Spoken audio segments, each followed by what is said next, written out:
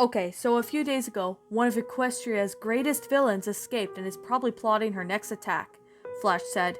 But let's not freak out. We just need to continue this from this info from the princesses, and everything will be fine. He reassured himself, and he left his room to do his duties, only to see multiple guards heading towards the entrance of the throne room. What's going on? Princess's friends are here, a female guard says. Miss Pie said something about a pinky scent or something. Or whatever it was. She sounded worried. Flash followed the others, wondering into what was going on. Soon he reached to the throne room and peeked inside the throne room to head through the crack. Twilight was talking with her friends, but Flash didn't quite make out what they were saying. While listening, he noticed that one of his friends wasn't there. There was, "Hey Flashy!"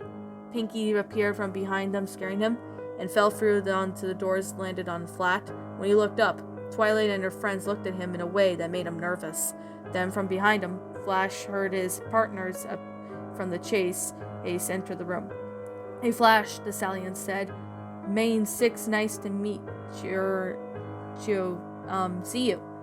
"Flash Connor, Ice Drop," Twilight began. "Is there something you want to tell me?" Flash froze when he heard this. "Something we want to tell you?" Connor asked. "No." "Is there anything about a villain disappearing and keeping it a secret?" Spike asked. Flash didn't know what to do. He had been found out and he just continued to deny it. No, it would only make things worse.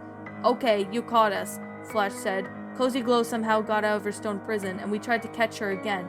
But some wormhole appeared and sucked her up. And from the looks of it, she had no idea what was going on and she was scared." "Why didn't you tell me, Flash?" Twilight asked him, confused. "I was kind of afraid you'd fire us." "Oh, Flash, don't be ridiculous," Twilight said. "It's not like who you made a wormhole appear." "And you're not mad?" Flash asked with hope. "Of course not, Flash," Twilight reassured him. "In fact, I've been thinking about setting her free to give her a chance to redemption." "Twilight, are you crazy?" Rainbow shouted. "That fool is in danger to Equestria. There's no way she'll turn herself around." "I thought of the same thing about Discord, honestly," Twilight said. "But I was wrong. There was a certain friend of ours that taught me everything that is equal and deserved another chance. And that friend is me." Everyone in the room had turned down the voice to the blue Pegasus stallion with the brown mane and tail, and he also had brown eyes, and his cue mark was a big drop of water. "Who is this?" "Sandwich guy," Connor suggested. Everyone just looked at him weirdly. Even Pinky looked a bit like, "Are you for real?" No, Applejack said. "This is Tidal Wave. He's my boyfriend." "Your boyfriend?" Flash asked in shock. Applejack nodded. I adopted 2 kids named Cuphead and Mugman. He's also the guy who said monster name SCP-173 or something like that," Applejack said. "Oh, now I remember. He's the guy who lived in one by turning her into a pony and survived of fatal injuries," Flash said. "Yeah, like that 17 free thing that's snapping on his neck, or having his lower half of the body bitten off by a young Megalodon who you can forget when he's Chimera eating a couple of foals by—" Whoa, Connor," Twilight interrupted. "We don't want to picture that event again." "Yeah," Tidal Wave said. "I've been waiting this moment for a long time now. It's been a full year since the final battle, and I'm glad to know that Cozy is free." "Darling, I understand that you care for Cozy and are concerned for her safety," Rarity explained. "But what if she tries to take over Equestria again?" "Simply, we just have to give her a chance for redemption," Tidal Wave said. "Well, it's not as easy as you think, child," Tidal Wave groaned when he heard the voice. He didn't have to look to know who it was. It was Celestia herself, and she was beside with Luna. "Celestia, what are you doing here?" Twilight asked. "I've heard you guys talk about Cozy Glow's escape, and I want to know to make sure Equestria would be safe." "Yeah, like it always has been," Tidal Wave started sarcasm, but Celestia ignored him. "I know you care about her, Twilight, but Rainbow Dash is right. Cozy is a danger to Equestria, and as long as she's out there, anyone could be in dire peril." "But she deserves a second chance, Celestia," Twilight said. "Can't we give it a try?" "Sorry, Twilight, but I don't know what else to do." "Why don't you just sit with her with your elephant-sized butt?" Tidal Wave said with a smirk. Celestia stood there in silence. "Solid burn, Tidal Wave," she finally said. "Look, I'm afraid there's only one more sentence left to make sure to keep her out of trouble. Death."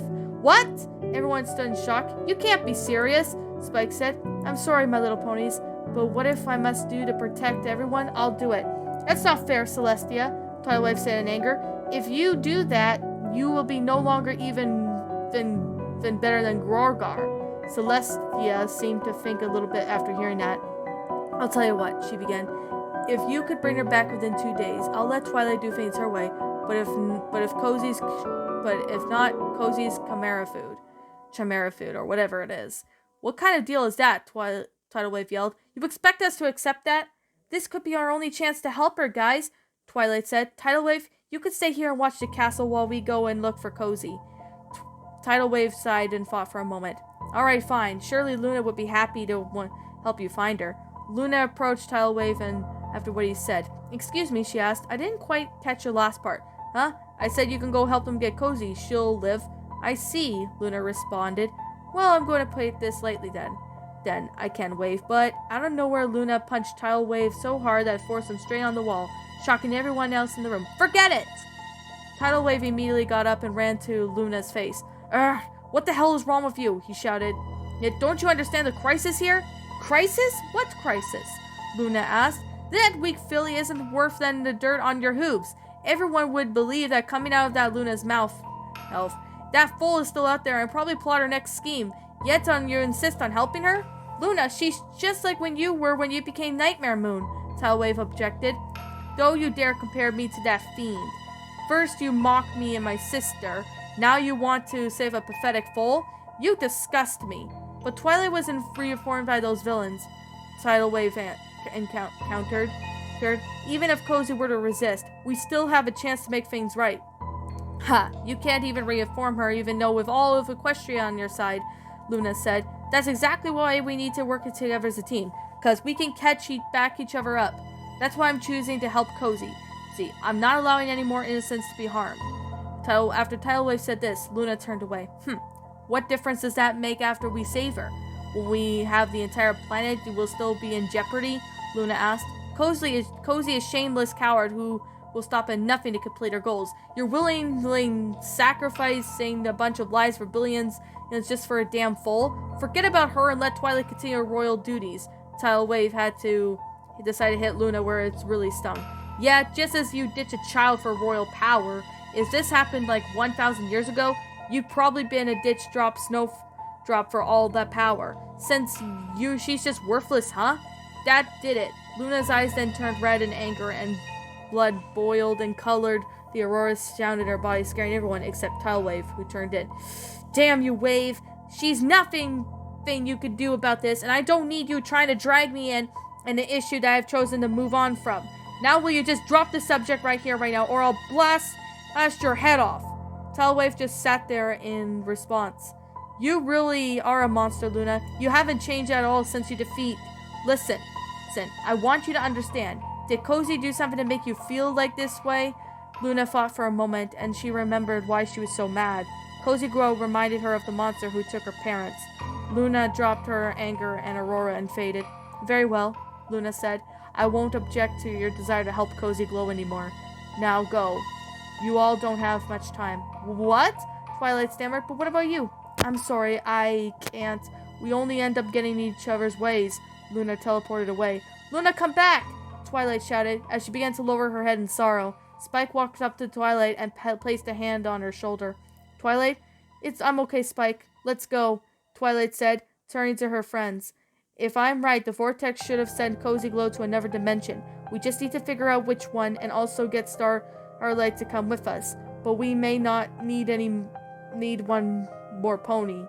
I know just the Explorer, Rainbow Dash said as she let the team out. Good luck, girls, Flash said, before being knocked out hard by a hard blow onto the head. Back in Adventure Bay, the Paw Patrol were all having a movie night at the base after cleaning up the literally beach tracker that was with Cozy Glow, getting some snacks while learning about their schemes. So basically you were using your cuteness to manipulate your enemies? The Chihuahua asked. Cozy nodded. How kind of reminds me of their former enemies, sweetie. She's just as young as like us, and attempt to become a queen. If it was me and you were still villains, we'd probably get along very well, Cozy commented as they headed towards the room where the movie was being shown. So, what's this movie about? Some police officer named Murphy, who was about to get shot to death and he's brought back to life to fight crime as a robot. Tracker answered.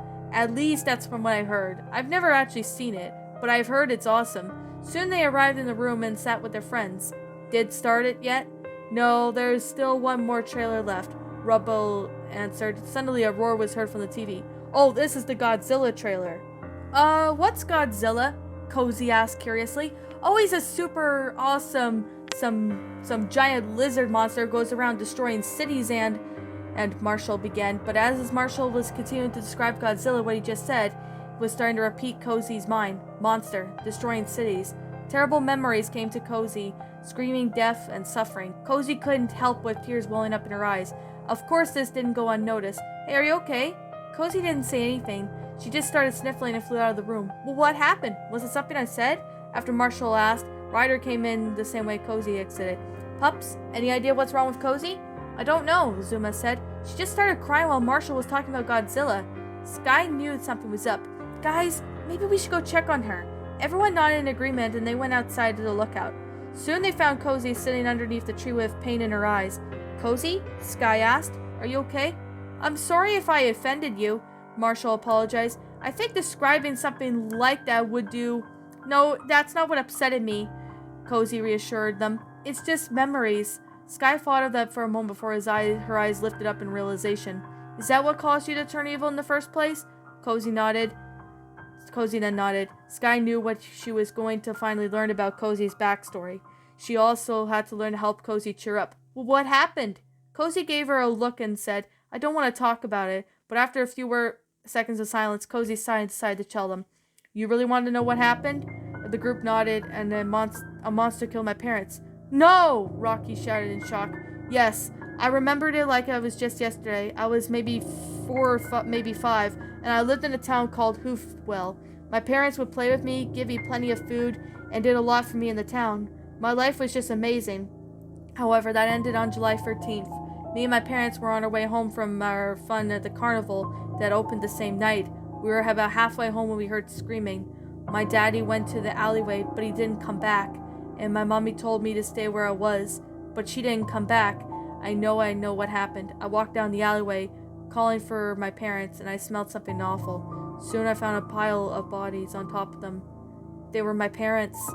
Cozy paused before continuing. I screamed and ran out of the alleyway, crying my eyes out. But when I got out, the town was on fire, and then that's when I saw the creature behind me. Burning red eyes, wings with feathers like daggers, bloody fangs, and the worst part was the voice was so deep and dark. I lost everything, my day, my family, my friends, my home. Oh, Marshall cried. Here, let me play a sad song for you in this world's smallest violin, he said while rubbing his paws together, playing a depressing tone. But Marshall, this is serious, Chase said. I know, this is really the world's smallest violin, you see? Marshall said, playing the tiny instrument in his paws. Okay, Cozy said, a bit weirded out. Look, Cozy, Ryder began, we're sorry what happened to you, but please remember no matter what happens, we're here for you. The pups nodded in tears and they appeared in Cozy's eyes. Thanks, guys, Cozy said, embracing the group. Shall we all start the film? The group laughed as they went back to the lookout to watch their movie. Ever since that movie night, Cozy had been going through a lot of rescues and rather silly moments, like jokes, games, or even little slip-ups. For an example, Sky was showing Cozy on how to play a game called Pup Pup Boogie. Okay, left, right, forward, back, up, down, enter a spin. Cozy began spinning and lost control and ended up crashing into Marshall. Sorry, Marshall. That's okay. I'm glad you took a little spin. The two laughed at the other times. Cozy would try to prank some of the phone calls. Hello, Mayor Goodway asked while he picked up her phone. Hey, Mayor Goodway, Cozy said. Is your refrigerator running? I'm sure it is. Why? You better go catch it. Huh? Mayor Goodway looked outside her window and saw her fridge was literally running away. Oh, my stars, you're right. Goodway ran quickly after the fridge and managed to catch it. Oh, thank you so much, Cozy. See, Friggy would have gone in a free spirit. I sure appreciate you giving me the ring. They laughed and sometimes would even drop random things on the Chase. Alright, drop 2,200 rulers on Chase. That's learning, Marshall said. That's not learning. Chase began to do lots of rulers when they started falling on him. Ow! Okay, this is not learning. Oh, okay, I guess I learned something. That hurts. Of course, Chase was okay. Soon, Alex was on the beach collecting shells. Ooh, this one's pretty, he said, as he put the shell in a bucket.